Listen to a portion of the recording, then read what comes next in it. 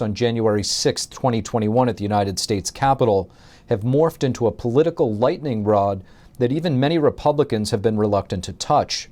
One member of Congress who has been speaking openly about that day is Texas Representative Louie Gohmert. We asked him about it. Here's a look. Congressman Louie Gohmert, thank you for joining us again on the Capitol Report. Certainly.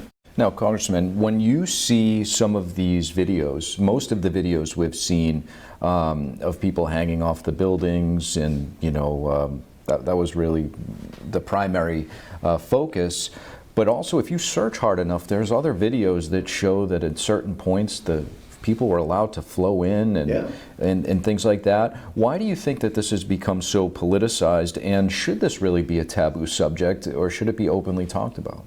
Well, you've got Democrats that have been in control of both the House and Senate, and now the White House since January of last year.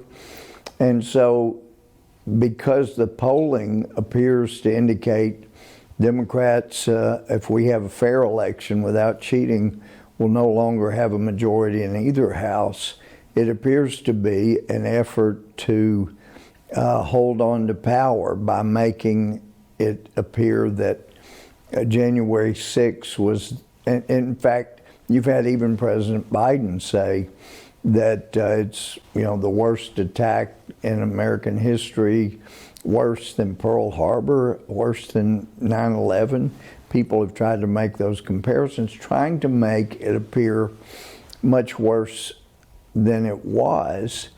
And we still don't know why Pelosi would not allow the National Guard to be there to ensure that the Capitol was not vulnerable.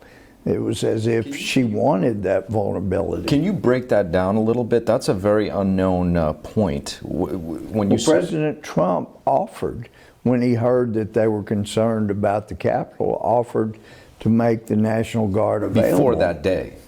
Before January 6th. And, they were told, the person responding on behalf of the Speaker, that they didn't want the National Guard. The optics would not be good. They could have protected that whole thing from ever happening.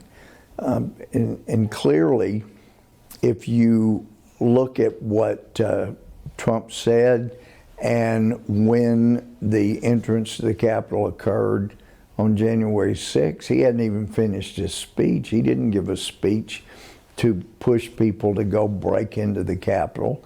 And as a former prosecutor and felony judge, I expect people to be punished for committing crimes.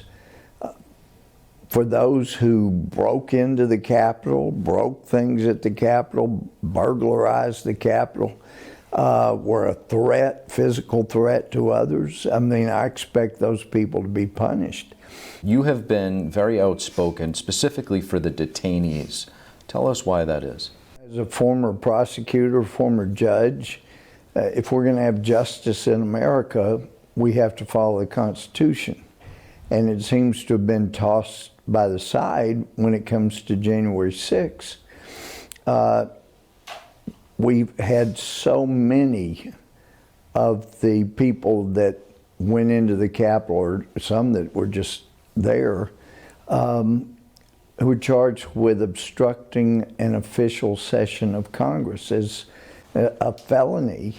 And that's, for many of them, it's the most serious charge they had, which took me back to June of 2016, when most of the Democrats in the House of Representatives obstructed an official session of Congress. We kept trying to go into session, and they obstructed. At one point, grabbing the microphone. Women grabbed it to their breasts and wouldn't let, if you tried to get the microphone, they would scream the sexual assault. But if the Department of Justice really wanted to be fair, and they had intentions of prosecuting conservatives, people that were supporters of President Trump, for obstructing an official session of Congress, well, they should have gone after the Democrats who were in the House of Representatives that obstructed an official session of Congress for much longer than those on January 6th did. So this appeared right off the bat to have a very political lean to it. They didn't care about any Democrat ever obstructing Congress. They only went after conservatives. Congressman Louie Gohmert, thank you. Well, thank you. Always a pleasure.